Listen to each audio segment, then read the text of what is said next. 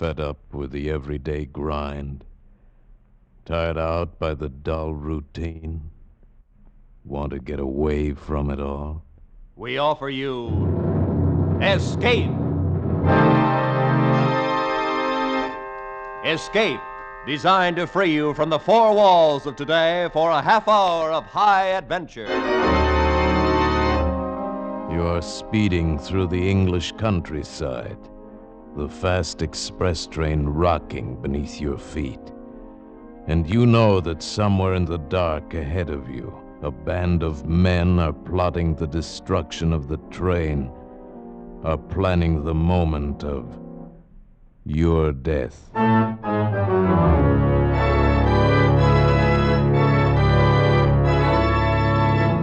Today, we escape to England at the turn of the century and the story of a complete train that vanished from the face of the earth. As Sir Arthur Conan Doyle told it in his fascinating tale, The Lost Special.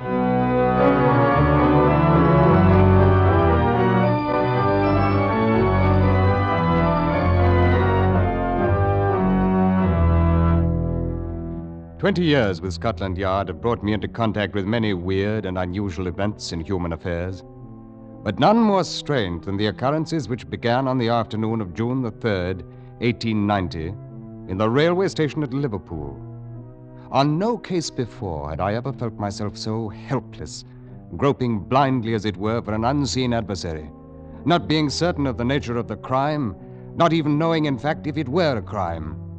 Suffice to say that along a short stretch of railway line in Western England, I learned what is truly meant by terror of the unknown.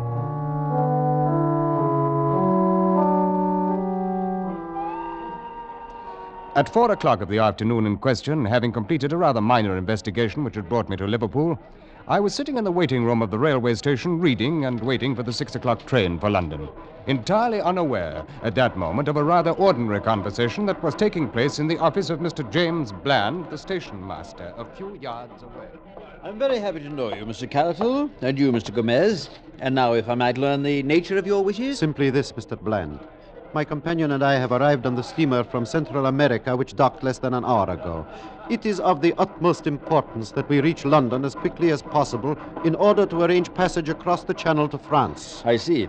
Well, it's unfortunate you missed the 3 o'clock train, Mr. Carroll. However, there'll be a limited leaving at 6 that will put you in London. That is not soon enough, Mr. Bland.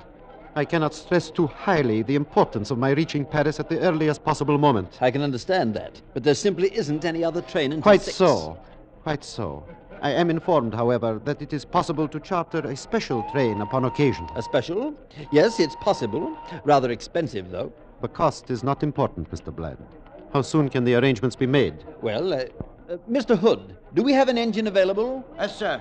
Number 247 is on the north siding under emergency steam. Good. Very well, Mr. Carroll. It's 4:08 now. We can roll a special out of here at 4:30. The charge is £55. Gomez, you will pay Mr. Bland £55. Who is on the standby crew, Mr. Hood? Let's see. John Slater is engineer, McPherson guard, Smith fireman. Call them at once. Have them carry 2 standard coaches behind the engine, and telegraph the station master at St. Helens to hold the local on siding there until the special goes through. Make sure the line is clear as far as Manchester. Yes, sir.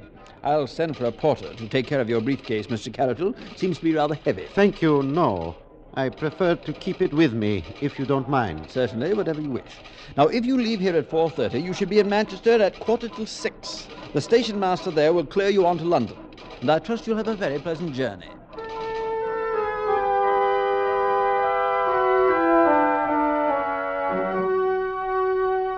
As I say, I was not aware of these events until a while later, and would have placed no significance on them in any case. At 4:31, the special train with its 2 passengers and 3 crew members pulled out of Liverpool station and headed for Manchester. And at 10 minutes to 6, I was summoned to the office of Mr. James Bland, the station master. And so that seems to be it. Very likely I have no real reason at all to be worried, Inspector Collins. But since I saw you below there in the station, I thought it wise to call you in on it. Well, I'm happy to be of any help, Mr. Bland. Yes, as I understand it, your special train is running behind schedule, is that it? Incredibly behind schedule. It's nearly half an hour overdue at Manchester right now. We've wired them to check and report back. Well, it isn't exactly unheard of for a train to run slow, Mr. Bland. It is, unless there's some reason, and I can't think of one in this case. The special had clear track all the way. It passed through St. Helens at 4:52, right on time. They wired us, and then 15 minutes later released the local to follow along behind it into Manchester. You mentioned something about Mr. Catterall having a companion, I believe. Yes, a great hulking brute named Gomez. He didn't utter a word while they were here. Seemed to be a sort of bodyguard. Catterall himself was small and stooped, with a swarthy complexion, possibly a Latin American. And you got the impression that he was carrying something rather valuable in his briefcase. Yes, he wouldn't let it out of his hands. And he seemed to be in great fear of something, though I haven't any idea what it may have been. What about this second chap, Horace Moore? Typically English, about 40 years old, seemed very anxious to reach his sick wife in London. Here's Manchester on the wire now, Mr. Bland. Good. What do they... Well, just a moment. Well, here's a message. Assumed change in your original plan. Local from St. Helens arrived Manchester.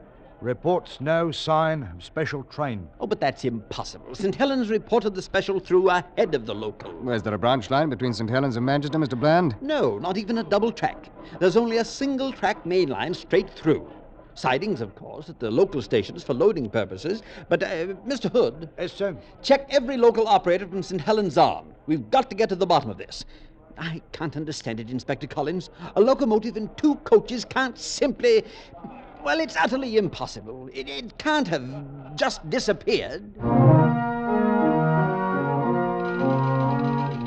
In a few moments, the answers began coming in over the wire. The first was from St. Helens. Repeating our previous message, a special train passed here at 4:52, local departed 15 minutes later. Then from Collins Green. Special passed here at 5 o'clock, followed by local train 17 minutes later. And then Earlstown. Special passed here 5:06, followed by local 18 minutes later. Newton. Special passed here 5:12, local train 17 minutes later. At Kenyon Junction. Special through here at 5:20, local passed 19 minutes later. And then Barton Moss. Local through at 5:53. No special train passed here today. I tell you, it's absolutely unprecedented, Inspector Collins. An entire train and 5 human beings vanishing from an open track between 2 local stations only 8 miles apart. It's impossible. There's the only thing to the contrary being the fact that it has apparently happened. But I can't understand it. Mr. Bland, I think you'd better make arrangements to get us out to Kenyon Junction as quickly as possible.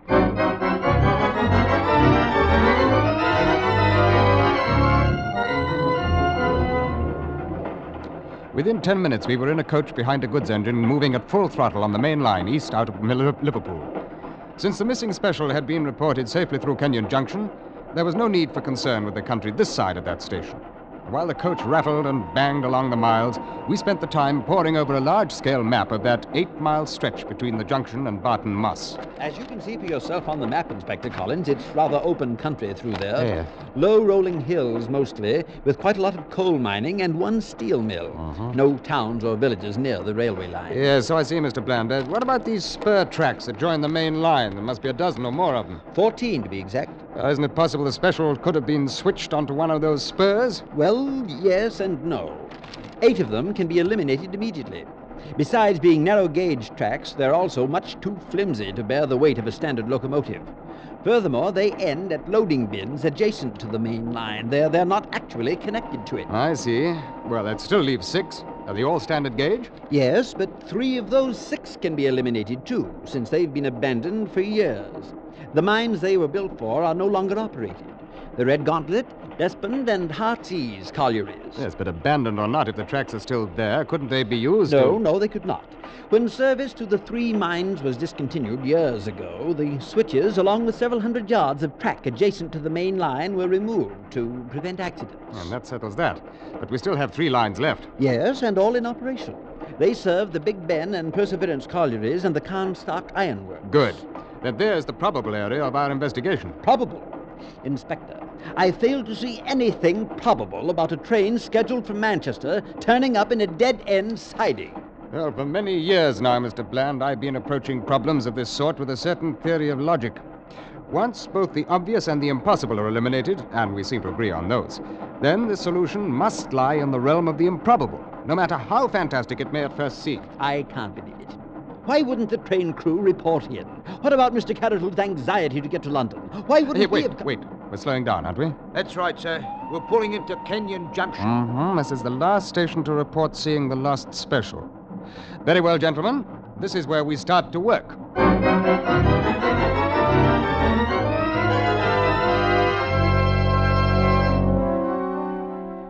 We stopped in the junction only long enough to rig acetylene spot lanterns at either side of the coach, directed in such fashion as to light up the roadbed and embankment along both sides of the track. And then we puffed slowly out onto the main line and headed towards Barton Moss, 8 miles away. The first mile of those 8 dropped behind us and brought no significant discovery, and we moved on through the second mile. Save for the flood of light from our lanterns and the dull red glow from the firebox of the engine, the night was as black as pitch.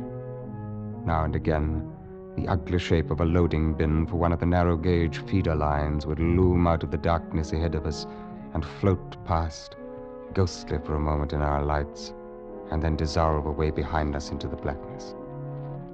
But on the roadbed, the rails themselves remained unmarred, undisturbed, and offered not the slightest clue to explain a disappearance that grew more mysterious by the minute. We completed the second mile and moved on, and then suddenly... What is it, Inspector? What do you see? Stop the engine at once, Mr. Hood. Yes, sir. What is it, Inspector? I think I've seen something. I don't see a thing, It's Inspector. just off the embankment there, in the edge of the bushes. We'll need a hand light. Here you are, sir. Good. All right, come on now, let's have a look. By heaven, there is something right enough. I see now. Well, it looks like a man lying there. Oh, it's more likely the body of a man from the position he's in. Well, now, lad. Come on, let's turn you over and have a glimpse at your face, huh? What? Inspector? Why, this is John Slater. Ah? And who is John Slater? He was the engineer on the special. Oh. Well, he's dead. His neck's broken. Dead? I'll venture a quick guess it was caused by a fall from the cab of his engine. Traveling rather fast at the time, I'd say. You can see where he rolled through the bushes for some little distance there. But then what happened to the locomotive, Inspector? Afterward, I mean. Well, that still remains to be seen, Mr. Hood. We can be fairly certain of one thing, though. A special must have come at least this far out of the junction. Otherwise, it's pretty difficult to account for the engineer's body being here. No more difficult, surely, than it is to account for any of this. This whole thing is incredible. Impossible. Well, we still have our improbabilities, Mr. Bland. Those 3 connected spur lines are ahead of us yet, and the chances are one of them is going to supply some kind of an answer.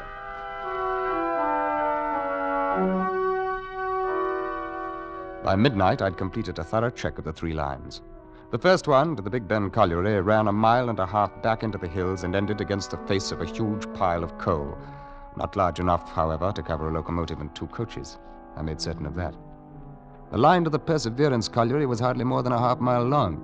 It had been blocked all day, and it was still blocked by a string of loaded ore cars, and ended beyond them against the open rock face of a quarry. The last line, running to the Carnstock Ironworks, was a double track, and had been left open all day. However, a sleepy superintendent informed me that over 200 repairmen had been busy on the roadbed until well after dusk, and it was impossible to imagine a non-scheduled train passing through such a horde of witnesses unnoticed. Oh, shortly after midnight, dog-tired, we walked into Barton Moss Station, still without the slightest explanation of the mystery. I want to send a wire through to Scotland Yard. Scotland Yard? Yes, sir. Yeah. I'm prepared to postpone further investigation Investigation? until daylight.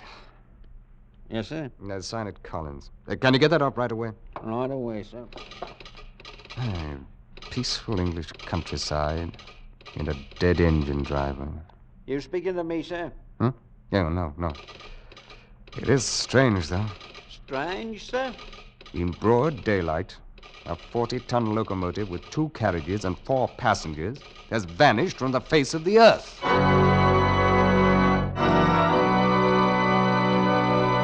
In just a moment, we will return to Escape. But first, 10 great shows come to you every Sunday night on CBS, and right and bright in the middle is America's #1 comedy, The Jack Benny Show. Tomorrow night, Jack will take his place on CBS All-Star Night with a cast that's made The Jack Benny Show a welcome visitor in millions of American homes. Yes, Jack Benny, Amos and Andy, Helen Hayes, Eve Arden, and all the other great stars come to you over most of these same stations in CBS's 10 great shows on Sunday nights. And now, with our star, Ben Wright, we return to the second act of Escape and The Lost Special.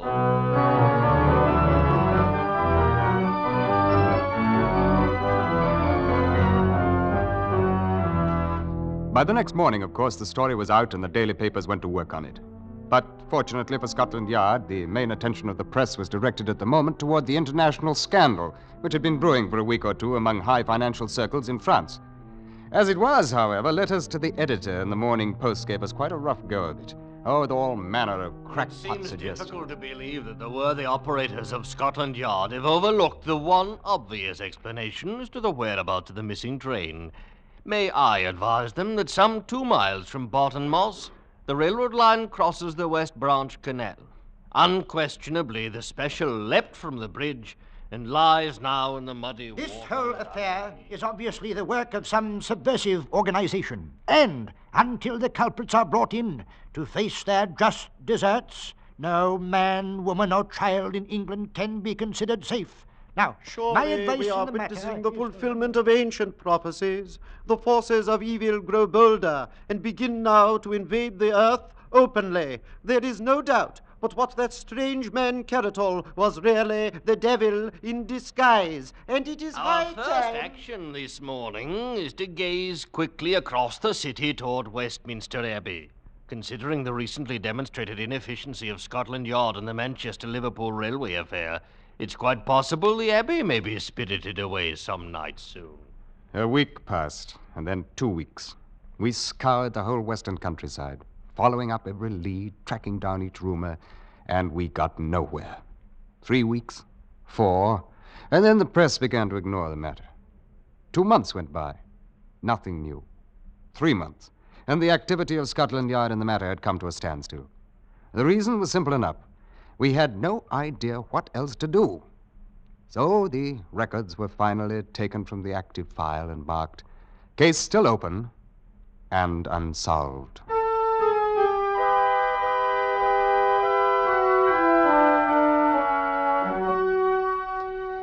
Even though I worked on other assignments, my mind kept turning continually back to the case of the Lost Special. I tried to think of some avenue left untried, some path overlooked, and I could think of nothing. I reviewed all of the improbabilities I'd tested and disproved, and I tried to... Improbabilities. Suddenly, a fallacy in my own logic began to dawn on me. Arbitrarily, I had called certain explanations impossible, and touched them only lightly in my investigation. And yet, what could really be classed as impossible in a case which itself was utterly impossible?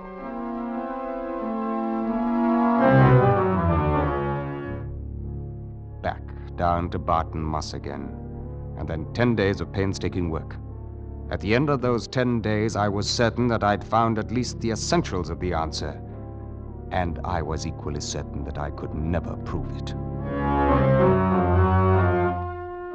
I could see only one bare chance, a desperate chance against long odds. I laid my plan before the chief inspector, and then Scotland Yard went into action. The London Times, 21st November 1890. Rumors are circulating that a man named Dalton, arriving in Liverpool on the steamer Vistula tomorrow, may hold the key to the long-standing Manchester railway mystery. According to reliable sources, Mr. Dalton possesses recently discovered copies of the documents which were carried in the briefcase of the ill-fated Mr. Caratol. It is further stated that Scotland Yard is arranging to meet Mr. Dalton at the Liverpool pier and rush him forthwith to London. The next afternoon, accompanied by Mr. Dalton, I walked into the office of Mr. James Bland, station master at Liverpool, and chartered a special train for London. We shall have the train ready for you to leave in 10 minutes, Inspector Collins. Good. I'm most anxious to get Mr. Dalton and his briefcase to London as quickly as possible. Yes, I saw the squib in yesterday's paper, and I was afraid then you'd be wanting a special train arranged. I'm still worried about it, as a matter of fact. Oh, I hardly think there's any need to be.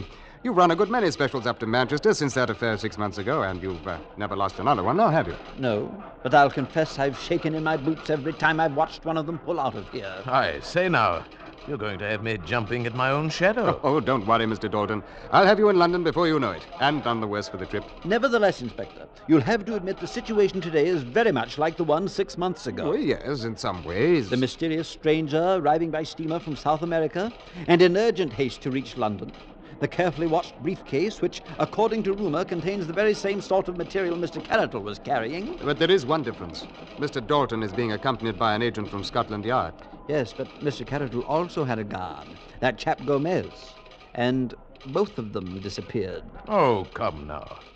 Surely you don't think that anything so fantastic could possibly... Oh, no, he's right, Mr. Dalton. It did happen once, and a number of the elements are similar.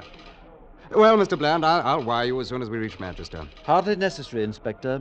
I think I shall go along with you. Well, good. But if you're looking forward to excitement, I can't promise it. No, it will probably be a very ordinary trip. But if I stayed here, I'd be a nervous wreck by the time you reached Manchester. Well, then come along by all means. Mr. Dalton and I will enjoy your company. Your train has just pulled up the platform, gentlemen. Good. Well, gentlemen, we can't keep the fates waiting, huh? Let's get aboard.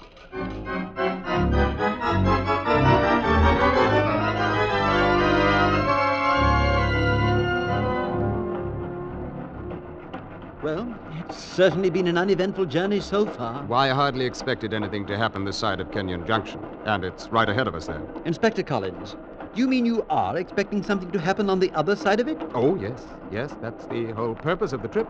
I don't believe I follow you. Yes, I imagine it is about time that you were brought in on this, Mr. Bland. I didn't want to take any chances by discussing it before we were well along towards the danger area. We're passing through Kenyon Junction, Inspector. Good.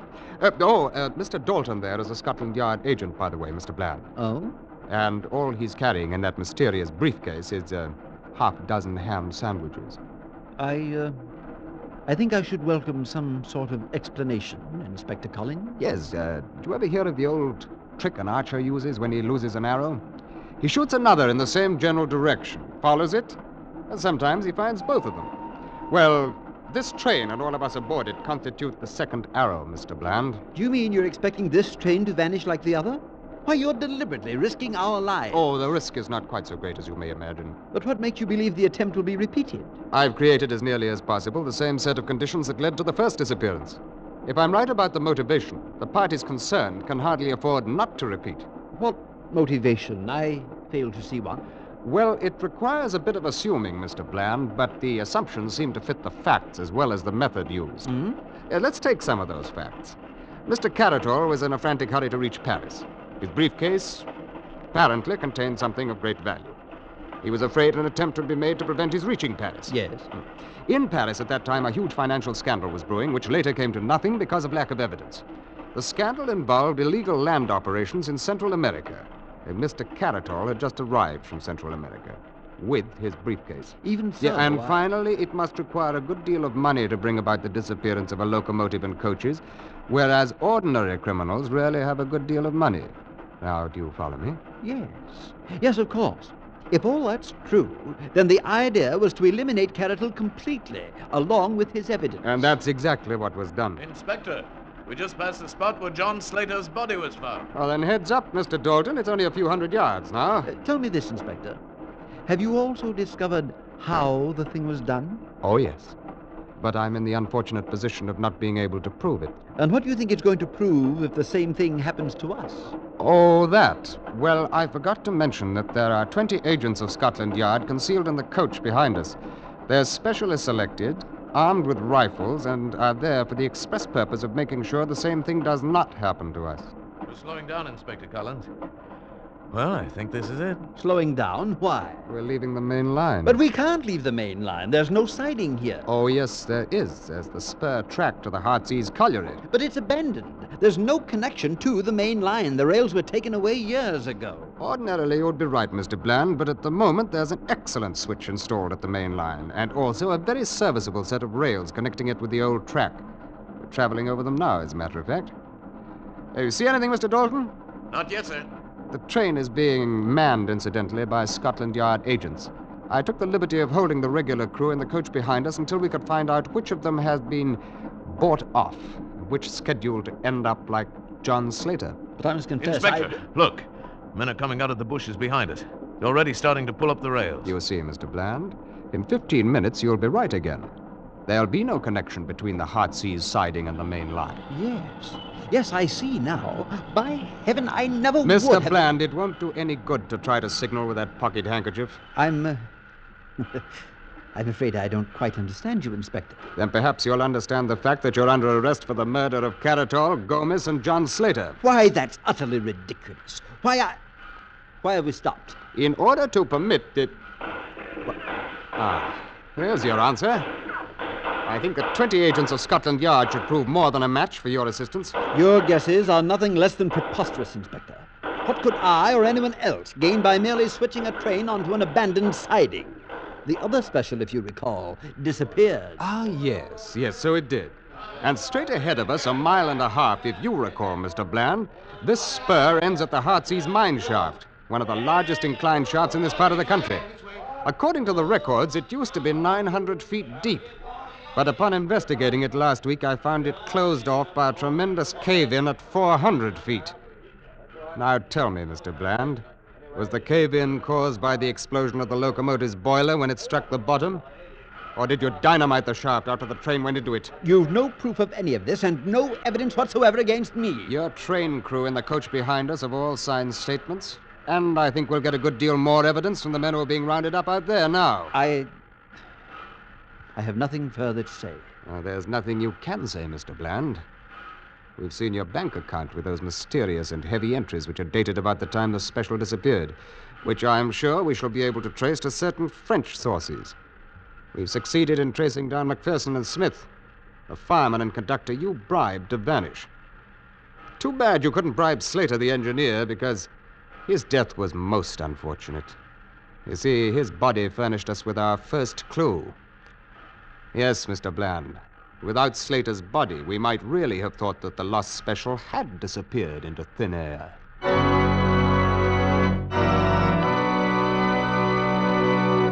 Escape is produced and directed by Norman MacDonald. Today we have presented The Lost Special by Conan Doyle, adapted for radio by Les Crutchfield, with editorial supervision by John Dunkel. Starred as Inspector Collins was Ben Wright, and the featured players were Parley Bear, John Daner, Edgar Berrier, Larry Dobkin, and Paul Frees. The special music was arranged and played by Ivan Ditmars. Next week, You're aboard the Orient Express, rushing through the European night, bound for Constantinople. And in your compartment with you, a gun pointed at your head, a small, mysterious foreigner is about to take your life.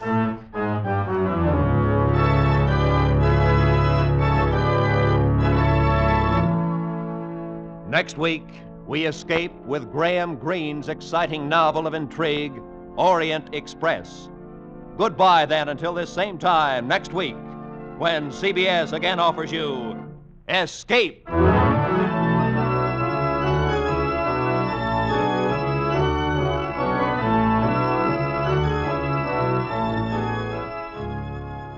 For more adventures, seek it out with two top CBS shows tonight: The Adventures of Philip Marlowe and Gangbusters, both regular Saturday features on most of the same CBS network stations.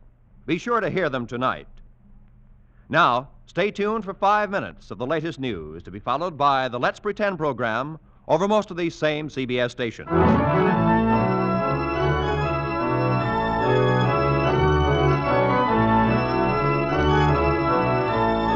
This is Roy Rowan speaking for CBS, the Columbia Broadcasting System.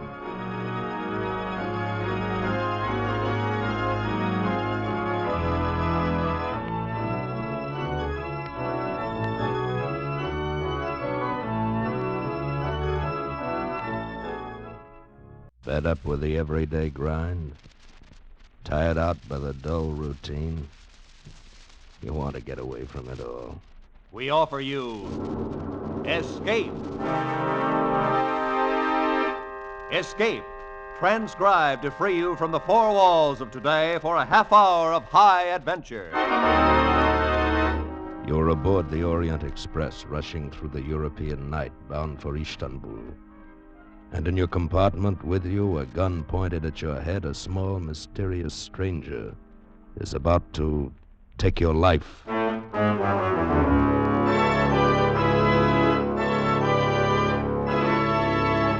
Today, we escape from reality to the tense world of Balkan intrigue as Graham Greene pictured it in his famous novel, Orient Express. Orient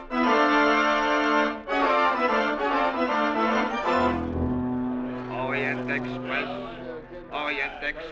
now leaving. My name is Gregory Myatt. In 1932, I had to go to Istanbul on business, and I decided to take the Orient Express. After an uneventful trip across the Channel, I found myself at the station in Ostend, Belgium, where the Orient Express began. The porter took my bags and overcoat to my first-class compartment while I lingered on the platform. And, inevitably, somebody bumped into me. Oh, I'm sorry. Oh, that's quite all right. I wonder which way are the second-class coaches, please? That way, I think. Your suitcase looks heavy. May I? Oh, no, thanks. I can manage all right. I always have. Yeah, she had a very nice figure, trim and erect. I wondered whether she was going as far as Istanbul. Orient Express, en voiture. En voiture. I made my way down the platform to my coach. But there was a stranger in my compartment going through my overcoat. Young man, you have the wrong compartment. And you have the wrong overcoat. This coat is mine. Also this compartment, number 7. It happens to be number 8. 8? I have made a mistake. 1,000 apologies, sir. Oh, that's all right. Thank you. You are going to Belgrade, perhaps? No, I'm for Istanbul. So, allow me. My name is Richard John. How do you do? My name's Myatt, Gregory Myatt. I am grateful you are a fellow countryman. These little mistakes can be so difficult to explain. Fellow countryman? But I'm American. I also. I am a naturalized American all these many years, but the accent remains. Yes, I suppose it does. Well, we are underway. I will go to my compartment. A most pleasant journey, sir, and again 1,000 apologies.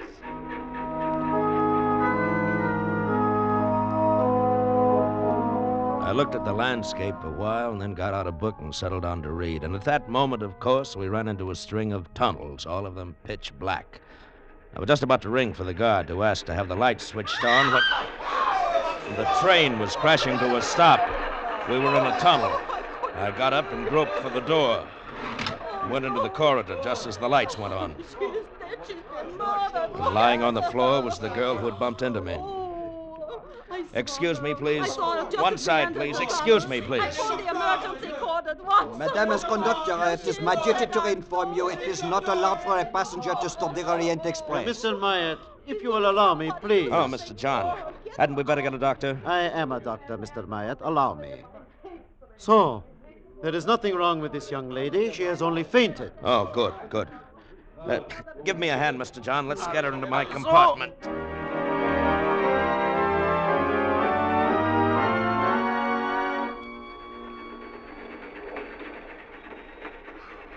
I'm all right now. Really, I am. Yes, of course you are. Here you are. Drink this. It's brandy. Drink it, young lady. It will help you. Good. I don't know why I fainted. I never did before. When did you last have a decent meal? Yesterday? The day before? I suppose it was the day before. That's my affair. You have no money? No. How would you like to have dinner with me? Well, Please say yes. I won't say no. Fine. Will you join us, Mr. John? No, I prefer to remain in my compartment. As we dined, I learned her name was Carol Musker. She was a chorus girl, and she had a job waiting for her in Istanbul. I felt a bit sorry for her, but, well, more than that, I remembered how she felt in my arms when I carried her into my compartment. And I wanted to hold her again. I ate a lot, Mr. Myatt. I hope you can afford the check. I think I can. Oh, good. Now, how about breakfast tomorrow? And all the rest of your meals till we reach Istanbul. Mr. Myatt, I hope you don't have any ideas about me. Well, of course I have. You're very attractive. Well, I don't know anything about you. For all I know, you're married and have 6 children. I am not, and I haven't. How about you? I have no one. Well, then there's no reason why we shouldn't have ideas about each other, is there? And by the way, my first name's Gregory. More coffee or dessert? No, thanks. Well, then as soon as I've paid the... Mr. Myatt. Oh, Mr. John. Excuse me, is this yours? That's my pocketbook. I found it in the corridor outside my compartment. You must have dropped it when you lifted this young lady. He gave me my pocketbook and left the dining car. All my money was there, but one thing I knew, I had not dropped my pocketbook. Mr. John had taken it. Well, Carol and I started through the train. It was about 9 o'clock, and the lights were already dimmed. In the second-class coaches, people were asleep, sitting up in the crowded compartments. Mr. Myatt, here's my compartment. Thank you for dinner. It's, very early.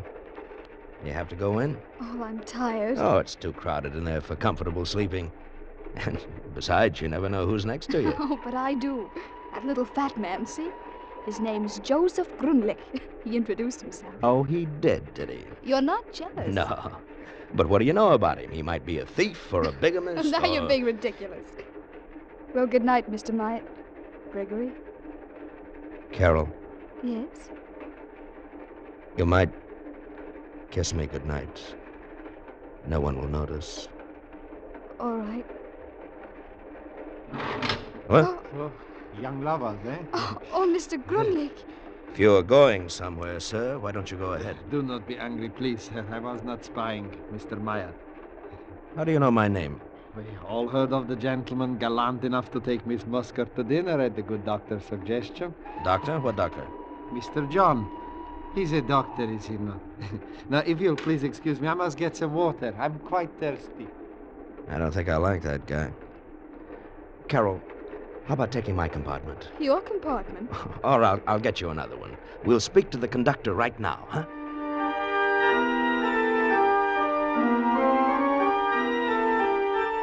First-class compartment for the young lady, monsieur. You must wait until we arrive at Cologne. No tickets are sold aboard the Orient Express. We arrive in Cologne in, let me see, precisely 15 minutes.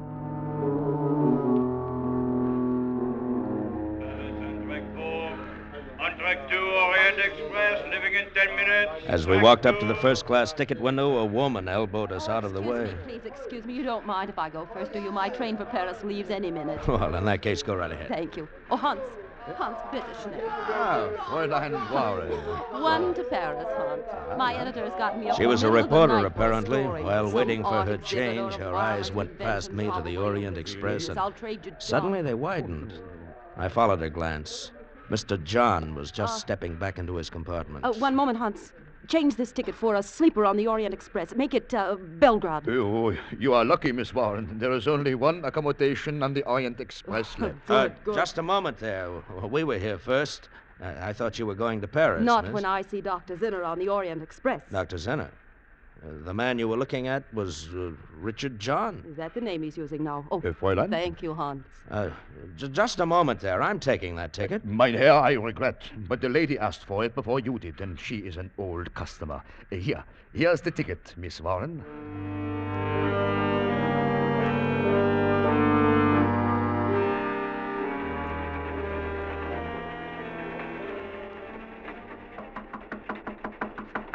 Who is it? Gregory Myatt, Mr. John.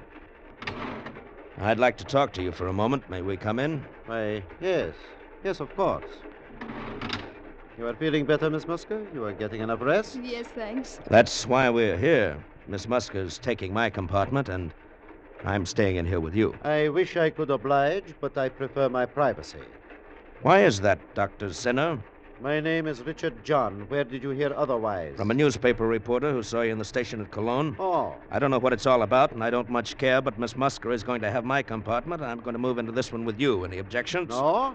In fact, both of you shall stay here with me. What the devil? Gently, Mr. Myatt. Yes, a gun. I am an excellent shot, believe me. Oh, Greg. We shall all stay, I insist.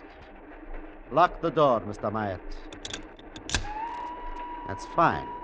Now, just who are you, Mr. Myatt? Who am I? A police spy? Here to keep me from getting to Belgrade? Oh, that's You ridiculous. surely don't expect me to believe your story about some... Mr. Don. Mr. Don. It sounds like the reporter from Cologne. Tell her she has made a mistake. Tell her, Myatt. Go away. You've got the wrong compartment. My name is Myatt. I'm a reporter. Mabel Warren, London Clarion. Myatt, put your arm around Miss Muska. Open the door part way, just enough for her to see both of you. I shall be behind the door. And remember, I have a gun. Oh, you're not the man I'm after, are you? My name is Myatt. I haven't the slightest idea where you can find your Mr. John. Well, I'll find him. He's on the Orient Express somewhere. Excuse me for interrupting your, Excuse me for interrupting you. Good night, Mr. Myatt. Bolt the door, please. Oh, perhaps you really are only an American businessman, Mr. Myatt. In that case, I owe you an explanation. Sit down. He told us a fantastic story. He was a political exile from his own country. He'd been forced to leave 5 years ago, and now he was going back to lead a rebellion, to overthrow the government by a coup d'etat. And to me, it made very little sense. Had it not been for the gun in his hand, I might have laughed in his face. If I am captured before this train gets to Belgrade, I will be executed. Once in Belgrade, however, I am safe. I am very popular. I know the city. There are thousands ready to hide me. Yeah, that's very interesting. Now that you believe we're who we say we are, you could put that gun away. I'll bunk here with you, and Miss Muska can go to my compartment. I cannot allow that. Among the passengers on this train are many of my countrymen. Some would be loyal if they knew about me, but others would not. Dr. Zinner will tell no one. I am sure you would not, intentionally, but it might slip out. No, I cannot permit you to leave this compartment. I'm warning you, if I can, I'm going to take that gun away from you. Don't try it, my friend. You're older than I am, Dr. Zinner. You're tired. Just how long can you stay awake?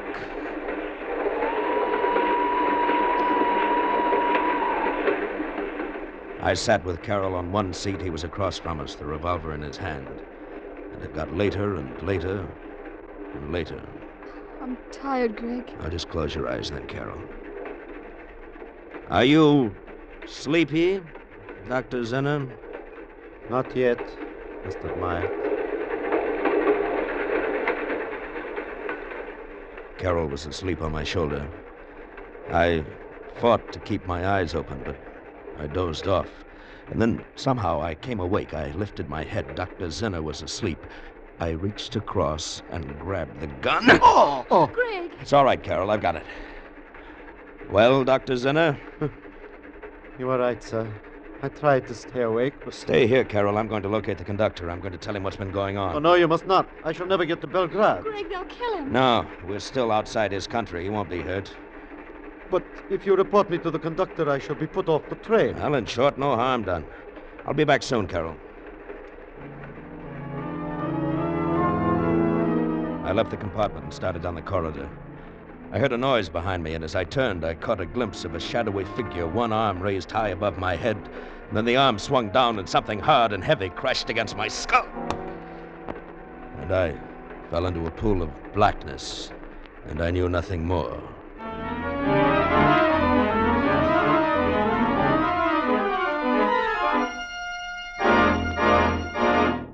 In just a moment, we will return to Escape.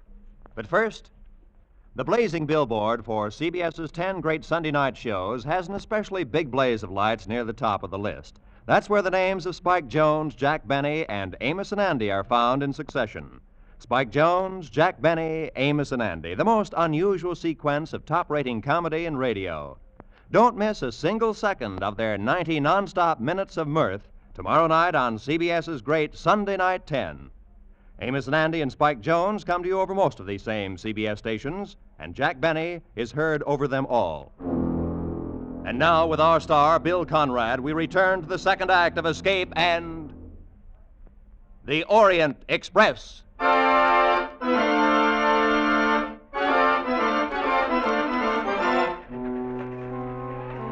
How much later it was when I opened my eyes, I don't know. Whoever had hit me had done an expert job. It might have been Zinner or even Carol. Had no way of knowing. The gun was gone.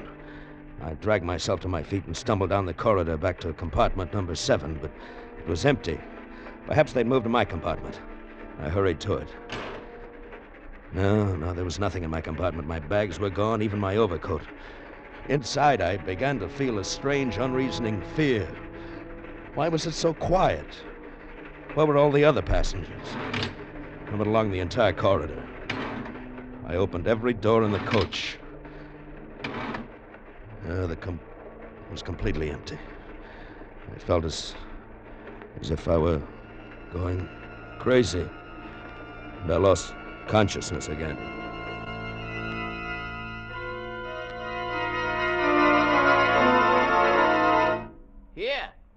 Here, you! What? Mister! What? Wake up! Wake up! What? Who are you? I, sir? I am the brakeman. No. Tell me, what happened to everyone? This coach was full. I got on at Austin. Dozens of people got on at Austin. Oh, no, sir. This coach is empty, and it comes only from Regensburg. Regensburg? Huh? No, it's from Austin, I tell you. Look, compartment 8. This was mine. My bags, my overcoat, they were here, and now they've disappeared. What was that? Oh, that is only the switch engine. We're on the yards outside Vienna. This coach is a deadhead. It was put on at the Orient Express at Regensburg, and now we take it off. Deadhead? You mean... No, it's not my coach at all. The regular coaches are... The Orient Express is in front of us, sir. If you do not want it to leave without you, you had better hurry, sir. Don't worry, I'll make it. The Orient Express was just getting underway when I dropped off the front of the Deadhead. I had plenty of time to run up alongside and swing aboard. I made my way through the train to my coach and knocked on the door of Zinner's compartment. Open up in there.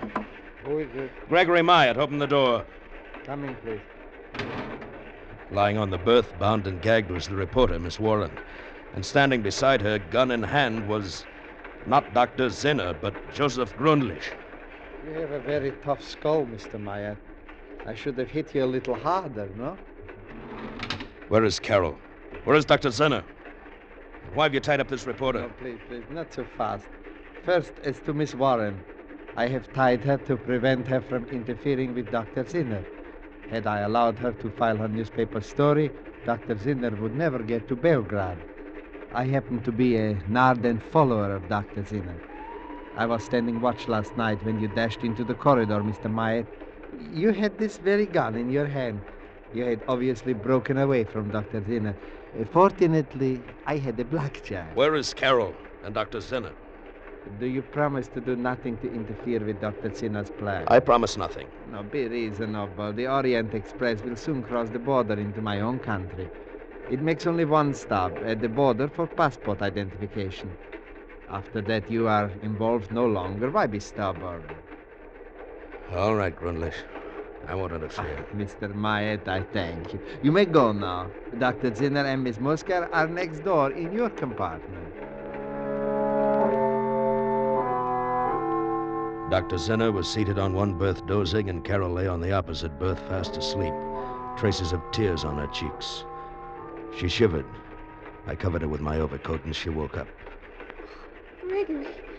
Gregory, I didn't know where you were.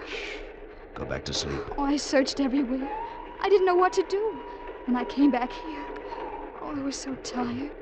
Dr. Zinner made me go to sleep. Everything's all right. In a few hours, everything will be fine. Now, close your eyes and go back to sleep.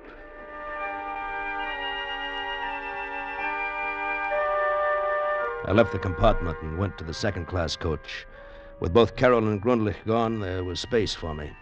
I slept until I was awakened by a Hungarian passport inspector. The train had stopped in a town named Subotica, just inside the border. I showed him my passport. Then I went to the dining car. The breakfast rush was just starting, so I gave a waiter a pound note and had him get me breakfast for 2. By the time the Orient Express was 10 minutes out of Subotica, we were going down the corridor, the loaded tray tinkling as the waiter followed me. We arrived at my compartment, but it was empty. No sign of Zinner, no sign of Carol. A torn piece of paper was tucked under the cuff of my overcoat. It was a note. I have left with Dr. Zinner. I'm afraid this is goodbye. Signed, Carol Musker. Sir, the breakfast. Where shall I put the tray? What? The breakfast. Oh. Take it back. I don't want it. I sat near the window and watched the landscape drift past. My suspicions had been right all along. Dr. Zinner had played me for a fool, and so had Carol. After a while, I became conscious of a tapping sound on the wall of my compartment. It kept on, and suddenly I realized that it was coming from the compartment next to mine, someone's heel banging against the wall. It took only a minute to get next door. It was Miss Warren, the reporter, all tied and gagged. Oh, thank goodness. I thought you'd never hear me. Where's Grundlich? Where are the others? You mean you don't know what's happened? Zinner's going to be executed. Executed? Well, they took him off the train at Subotica. Grundlich arranged the whole thing. He's a government spy. Oh, he can't be. Well, he is. They're probably holding a drumhead court-martial on Dr. Zinner back in Subotica this minute. I see. And Carol Musker's a government spy, too? The girl? No. She must be. They took her off the train. Well, they had to. They couldn't have any witnesses. Well, what will they do with her? Probably kill her. But... Hey, here, what are you doing? You can't jump out. The train's going 60 at least. I'm going back there. To Subotica? You're insane. Look, there's a small town up ahead. I saw it when I leaned out. Some cars are parked at the station. I saw them. I'm going to pull the emergency cord. Take one of those cars. What can you possibly do in Subotica? I don't know, but I'll do something. Go ahead, Mr. Myatt. I'm going with you. I pulled the emergency cord, and in a matter of seconds, the Orient Express was screeching to a halt right at the station. I flung open the door, and with Miss Warren close behind me, I ran toward the parked cars. Here, you! You, come here. Do you speak English? A car, gentlemen, a car very cheap. I want to go to Subotica. It's too far, 50 kilometers. I'll give you 20 pounds. Wait, get in, gentlemen, get in. We were at Subotica inside of an hour. I had the driver stop just before we got into the center of town and told him to wait. Miss Warren and I started down the main street. Mr. Myatt, look. In the doorway of a small restaurant, his back to us, talking to a chef, was Joseph Grundlich. Just keep walking. All right. Try to hear what he's saying. Yeah. Meal for 2 people. Have it sent to railroad. Good one. Did you hear what he said? Something about a last meal for 2 people to be taken to the railroad station. Don't turn your head. Just keep walking. Okay. The railroad station platform was empty, so was the ticket office. But through the window, we could see the waiting room, and beyond it was a closed door to a baggage room. There was a large, old-fashioned key in the lock, and standing beside the door was a soldier with a rifle. That's why they must be in the baggage room. You don't have a gun, I suppose? No. Oh, neither do I. The key's in the lock. If I can get to it without the soldiers noticing. We've got to get the soldier away from the door, Miss Warren. How? Look, do you see that telephone over there in the far corner? Yeah. If we could somehow get the soldier over to the telephone, his view of the baggage room door would be cut off. Yeah. Look, that'll be your job, Miss Warren. Mine? Go into the waiting room and up to the telephone booth. Smile at the soldier as you go by. Then pretend you're having some trouble with the phone. Appeal to him for help. Right. When he joins you at the phone booth, keep him occupied while I go in and let him out. But he might look around. Just talk to him. Zinner and Carol and I will try to make the car. You'll have to hurry. Grundlich and that last meal may be here any minute. We'll hurry, all right. Through the grimy window, I watched as Miss Warren crossed the waiting room to the telephone, smiling at the soldier. She left the booth and walked over to him. Couldn't hear what they were saying. She smiled at him again, putting her hand on his arm. They went over to the booth. I took a deep breath and entered the waiting room. I could hear them talking as I started toward the baggage room. Anything about telephones, it's so nice of you to help. Oh, lovely lady. I'm glad to. What number you wish? Oh, yes. Carol. That's the number. Oh, here, I have it right here in my... Carol. Gregory. Shh. No noise. Dr. Zinner, Carol, go to the station platform. Now, no noise. Come on. What's your plan? All right, follow me. Oh, no, but I heard about you. I didn't know. We started back toward the open door that led to the station platform. We went out slowly, not making a sound. Miss Warren was still talking to the soldier, and then suddenly their voices stopped. I glanced back. The soldier's gun had fallen to the floor. He was kissing Miss Warren. We got out to the platform, and I shut the door quietly. All right, follow me. The car's 2 blocks away. What about her? She's a reporter. They won't dare touch her. Now, come on. All right. In a few moments, the station was behind us. The car was only a block away now. We turned the corner and... Walking toward us, not 10 feet away, was Joseph Grundlich, a waiter from the restaurant. Before he could collect his wits, I ran at him. He crumpled to the ground. Then I hit the waiter. All right, run for it. All right. Grundlich fired a few shots at us, but hit no one. And then we were in the car, and he fired at us no longer.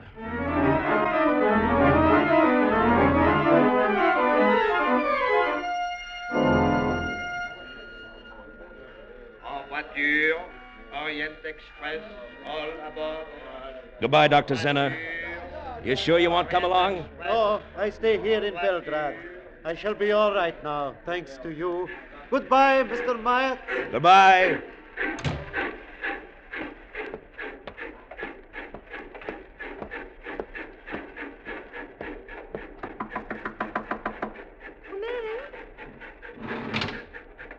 Hello.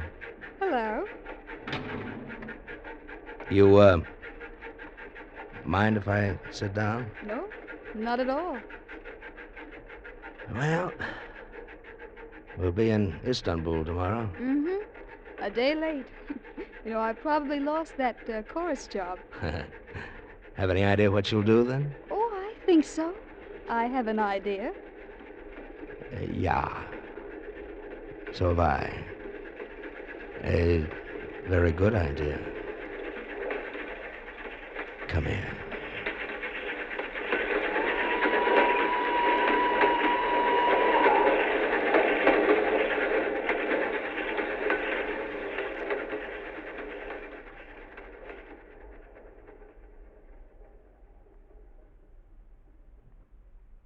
Escape is produced and directed by Norman MacDonald. Today, we have presented transcribed Orient Express by Graham Greene, adapted for radio by Sheldon Stark and Walter Newman, with editorial supervision by John Dunkel. Starred as Gregory Myatt was Bill Conrad. Featured players were Edgar Barrier, Hans Conried, Gloria Grant, Harry Bartell, Ann Morrison, Jack Crucian, and John Daner. The special music was arranged and played by Ivan Ditmars. Next week, You are alone in the steaming jungle with 3 men. You know that one of them is a desperate criminal, a man you've come here to arrest, but you don't know which one. You'll have to find him before he can save himself by killing you.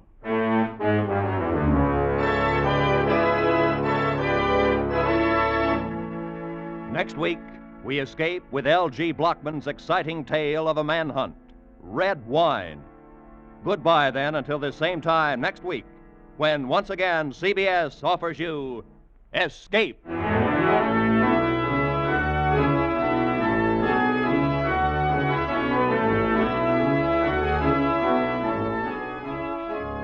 Looking for more escape drama? There'll be more coming along on CBS tonight, when most of these same CBS stations will bring you The Adventures of Philip Marlowe and Gangbusters. They're both regular Saturday night features on CBS. Now, stay tuned for 5 minutes of the latest news, to be followed immediately by the Let's Pretend program over most of these same CBS network stations.